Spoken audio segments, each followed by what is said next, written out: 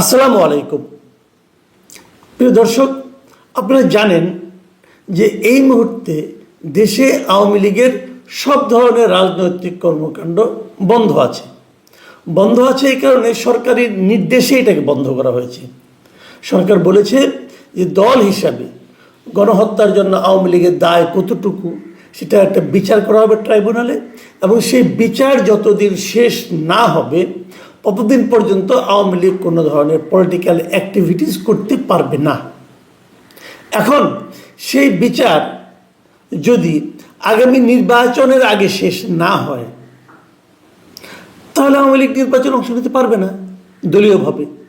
মানে নৌকা মার্কার কোনো প্রতীক আপনারা নির্বাচনে দেখতে পাবেন না। এবং এদিকে নির্বাচন কমিশনে কিন্তু আওয়ামী লীগের যে নিবন্ধন সেটাকে স্থগিত করে রেখেছে। কাজেই ধরে নেওয়া যাচ্ছে আর যদি নির্বাচন হওয়ার আগেই সে ট্রাইব্যুনাল থেকে রায় চলে আসে, যদি রায়টা আওয়ামী লীগের পক্ষে আসে যে আওয়ামী লীগকে নিষিদ্ধ করা হলো না, তাহলে হয়তো আপনারা আওয়ামী লীগকে পাবেন। আর যদি আওয়ামী লীগকে নিষিদ্ধ করে দেয় তাহলে তো স্থায়ীভাবেই হারাবেন। এটি হলো বাস্তবতা। বর্তমান নির্দলীয় অন্তর্বর্তীকালীন সরকারের এই হচ্ছে রাজনৈতিক অবস্থান। এটাকে এভাবেই রাখুন, এভাবেই ভাবুন। অরাজনৈতিক দলের, অরাজনৈতিক সরকারের রাজনৈতিক অবস্থান হচ্ছে এটা যে আওয়ামী লীগ তাদের বিরুদ্ধে বিচার শেষ হওয়ার আগ পর্যন্ত কোনো রাজনৈতিক কর্মকাণ্ডই চালাতে পারবে না। মানে আওয়ামী লীগ নিয়ে কোনো আলোচনা চলবে না। আওয়ামী লীগ নিয়ে, আওয়ামী লীগের পক্ষে, আওয়ামী লীগের ভালো মন্দ নিয়ে কথা বলা যাবে না। যা হোক না হোক, কিন্তু আমরা তো জানি পৃথিবীর সব দেশেই রাজনৈতিক দলগুলোর কিছু নিজস্ব ভোট থাকে। মানে যারা নাকি ওই দলটা করে, ওই দলের কর্মী, ওই দলের সমর্থক, তারা ওই দলকেই ভোট দেয়। যেমন কিছুদিন আগে আপনারা জানেন, গত কয়েক বছর আগে পাকিস্তানে ইমরান খানের যে পার্টি ছিল তেহরিক ইনসাফ, তাদেরকেও কিন্তু এরকমভাবে নির্বাচনের আগে নিষিদ্ধ করা হয়েছিল। যে তারা তাদের যে প্রতীককে নিষিদ্ধ করা হয়েছিল, তারা ওই প্রতীক নিয়ে ওই দলের অধীনে কোনো নির্বাচন করতে পারবে না। ওই দলের যারা সমর্থক ছিলেন, ওই দলের যারা নির্বাচন করতেন দল থাকলে পরে, তারা সবাই স্বতন্ত্র দাঁড়িয়েছিলেন। এবং ইন্টারেস্টিং হলো তারাই একক সংখ্যাগরিষ্ঠ হয়েছিল, সে স্বতন্ত্রের দল। সে যাই হোক না কেন, আমি ওই আলোচনায় যাচ্ছি না। তো এখানে সেরকম কিছু হবে কিনা আমি জানি না। যদি না হয়, এবং না হওয়ার সম্ভাবনা বেশি আমার বিবেচনায় এই কারণে বেশি, যখন আওয়ামী লীগকে নিষিদ্ধ করা হয় তখন আপনারা নিশ্চয়ই জানেন যে আওয়ামী লীগকে গত 8-9 মাসে তেমন কোনো রাজনৈতিক কর্মকাণ্ড করেনি। কিন্তু বরঞ্চ বলা যায় আওয়ামী লীগের যে লোকগুলোর নাম কোনোই দুর্নীতির সঙ্গে জড়িত নয়, মনে করেন একটা ইউনিয়ন পর্যায়ের আওয়ামী লীগের একজন নেতা অথবা উপজেলা পর্যায়ের একজন আওয়ামী লীগের নেতা, সে এদিকেও নাই ওদিকেও নাই, সে নির্ঝঞ্ঝাট জীবনযাপন করতো। যদি এরকম কেউ থেকে থাকে, অনেকে হতে বলবেন যে একজনও নাই, ধরা যাক 1-2 জন ছিল, অথবা যারা নাকি কোনো দলের নেতাও ছিল না, হয়তো সমর্থক ছিল, এমন তো আছেই, অথবা কর্মী ছিল, তারাও কিন্তু নানা ধরনের মব ভায়োলেন্সের শিকার হচ্ছেন। কাজেই তারা যে ইলেকশন করতে পারবে না, এটা আমার কাছে মনে হয় না। এখন প্রশ্ন হচ্ছে, যদি তারা নির্বাচন করার সুযোগ না পায়, যদি সেখানে নৌকা মার্কা কোনো প্রতীক না থাকে, তারপরেও তো দেশে আওয়ামী লীগের কিছু ভোট আছে। কিছু লোক তো আওয়ামী লীগ করে, মনে প্রাণে করে, হয়তো বংশানুক্রমিকভাবেই করে। তার দাদাও আওয়ামী লীগ করতো, বাবাও আওয়ামী লীগ করতো, এরকম কিন্তু আছে। ওগুলিকে আমরা আওয়ামী পরিবার হিসেবেই চিনি। এরকম বিএনপির কিছু পরিবার আছে, জামাত ইসলামের কিছু পরিবার আছে, এটা থাকবে। তো সেই লোকগুলি কোথায় ভোট দিবে? সেই লোকগুলির জন্য আপনি কিন্তু একটা বিকল্প সরিয়ে নিলেন, যে তাদের জন্য কোনো চয়েস নাই, তাদেরকে বাকিগুলির মধ্যে ভোট দিতে হবে। তারা কোথায় দিবে ভোটটা? এই প্রশ্নটা আমাকে অনেকেই করেছেন, আমি নিজেও আমাকে করেছি। তো আমি খুব ভালো জবাব পাইনি। আমি কিছু পেয়েছি, বাট আমি বুঝতে পারছিলাম না এই জবাবটাই সঠিক কিনা।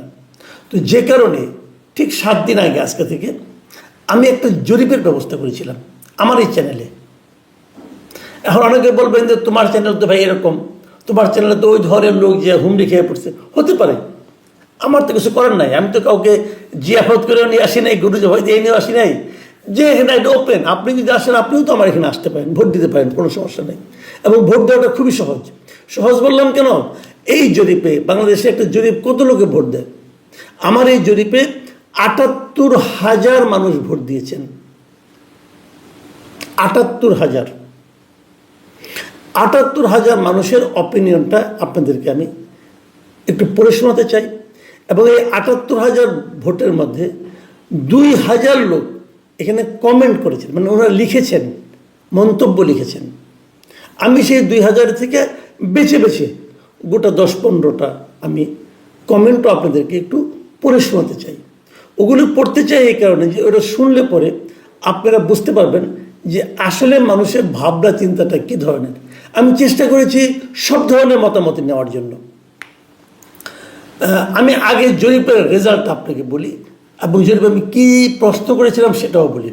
আমার প্রশ্ন ছিল এরকম: সরকার আওয়ামী লীগের কর্মকাণ্ড নিষিদ্ধ করেছে, এখন এটা নিশ্চিত আগামী নির্বাচনে আওয়ামী লীগ অংশ নিতে পারবে না, সেক্ষেত্রে আওয়ামী লীগের ভোট কোন দিকে যাবে?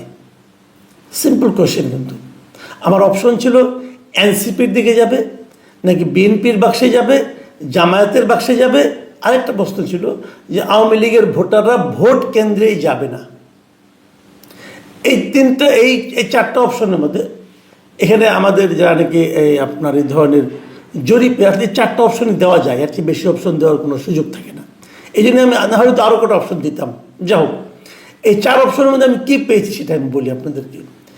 এনসিপির বাক্সে যাবে, এনসিপির দিকে যাবে, এটা বলেছেন 5% মানুষ, 5%। বিএনপির বাক্সে যাবে এমন বলেছেন 19% মানুষ, 19%। জামায়াতের বাক্সে যাবে এটা বলেছেন 6% মানুষ, মানে 6%। আর আওয়ামী লীগের ভোটাররা ভোট কেন্দ্রেই যাবে না এটা বলেছেন 70% মানুষ, মানে 70%। আমার কাছে এখানে সবচেয়ে যেটা ইন্টারেস্টিং লেগেছে সেটা আমি বলি। আওয়ামী লীগের লোকেরা ভোট কেন্দ্রে যাবে না এটা আমিও ভেবেছিলাম যে তারা যাবে না। কেন যাবে? এবং যদি আওয়ামী লীগের 70% লোক যদি ভোট কেন্দ্রে না যায়, আমাদের এই নির্বাচনী ব্যবস্থা সংস্কারের যে আছে, যে সুপারিশ বলা আছে, সেখানে কিন্তু বলা হয়েছে যে যদি কোনো জায়গায় 40% কম ভোট পড়ে তাহলে সেই নির্বাচনটা আবার নির্বাচন করতে হবে। আমার কেন ধারণা যদি আওয়ামী লীগের কেউ না যায় ভোট কেন্দ্রে, তাহলে এই শতাংশ মাঝে মাঝে এরকম কয়েকটা জায়গায় কিন্তু এরকম ঘটনা ঘটতেও পারে। আমি জানি না কি ঘটবে, তবে আমার কেন আশঙ্কা হচ্ছে। যাই হোক, যেটা বলছিলাম, যে জিনিসটা আমাদের সবচেয়ে ইন্টারেস্টিং মনে হচ্ছে সেটা আমি একটু বলি। আপনারা লক্ষ্য করুন, আমরা সারা জীবন শুনে এসেছি আওয়ামী লীগ আর যাই করুক তারা জামাতের সঙ্গে কখনো যাবে না। জামাতের সঙ্গে আওয়ামী লীগের একটা মৌলিক বিরোধ আছে, কিন্তু আওয়ামী লীগ কখনোই জামাতে ভোট দিবে না, এটাই আমার সারা জীবনের ধারণা ছিল। এখন এখানে দেখলাম যে 6% লোক বলছে তারা জামাতকে ভোট দিবে যদি তারা আওয়ামী লীগকে ভোট দিতে না পারে। মজার ব্যাপার হলো এনসিপি এখানে ইয়াং জেনারেশন আছে এবং এখানে ছাত্রলীগেরও সাবেক কিছু নেতাকর্মী আছেন, তাদের এখানে ভোট যাচ্ছে মাত্র 5%। কারণটা কি? কারণটা হলো আওয়ামী লীগকে যে নিষিদ্ধকরণ, কর্মকাণ্ড নিষিদ্ধকরণ, এর পেছনে তারা সম্ভবত এই এনসিপিকেই 1 নম্বর ভিলেন হিসাবে দায়ী করছে। যে কারণে এনসিপি কেউ ভোট দিবে বলে তারা মনে করে না। এটার কিন্তু আরও পরবর্তী দীর্ঘমেয়াদে আরও প্রতিক্রিয়া হতে পারে, সে আলোচনা আজকের জন্য না। আমি এখন বরং যে 2000 লোক এখানে মন্তব্য লিখেছেন সেখান থেকে কয়েকটা মন্তব্য আপনাদেরকে পড়ে শোনাই। এই মন্তব্যের প্রেক্ষিতে আমি তেমন কোনো মন্তব্য করতে চাই না, কারণ খালি মন্তব্যগুলো পড়লে আপনারা বুঝতে পারবেন তারা আসলে কী ধরনের ভাবনা তাদের মধ্যে চলছে। প্রথম যে মন্তব্যটা পড়ছি এটা লিখছেন মিস্টার নূর আলম। তিনি লিখেছেন, আসলে বিএনপি চায় আওয়ামী লীগকে নিষিদ্ধ করতে, কিন্তু তারা এর দায়ভার নিতে চায় না। জামাত, হেফাজত, ইসলামী আন্দোলন, চরমোনাই, গণ অধিকার পরিষদ ও সিএনপিকে আওয়ামী লীগকে নিষিদ্ধ করতে উস্কে দিয়েছে এবং প্ররোচিত করেছে। দ্বিতীয় মন্তব্যটা পড়ছি মিস্টার মোহাম্মদ মামুন তালুকদার। তিনি লিখেছেন, জোরপূর্বক একটা দল নিষিদ্ধ করা যায় না। কাগজে কলমে নিষিদ্ধ হলেও মন থেকে কিভাবে বাদ দেবেন? শোভন ইসলাম লিখেছেন, আওয়ামী লীগের পর বিএনপিকে ধরবে, এরপর নির্বাচন আর হবে না, এরা অনেক দিন ধরে ক্ষমতায় থাকতে পারে। বিএনপি হিজড়াদের মতো দাঁড়ায় থাকা ছাড়া আর কিছু করতে পারবে না। সামনের দিনে বিএনপির খারাপ অবস্থা হবে, মিলাইয়ে নিন। মোসাম্মদ সামনি লিখেছেন, সরকারের পরিকল্পনা অনুযায়ী সব কিছু হইতাছে কামাল ভাই। শাহিন আলম লিখেছেন, ভাই আপনি অনেক বিশ্লেষণ দেন, ঠিক আছে, কিন্তু আমাদের মতো যারা দেশকে ভালোবাসে তাদেরকে আপনি বোঝান যে কোন কোন দল আসলে দেশের লুটপাট বন্ধ হবে, বিদেশে টাকা পাচার বন্ধ হবে। আর এই দলগুলো এই 53 বছরে দেশের কি ভালো করেছে খারাপ ছাড়া? ভাই দল কি এইটা বুঝি না, দেশে কিভাবে ভালো থাকবে এইটা বুঝি। বারবার মানুষ জীবন দিতে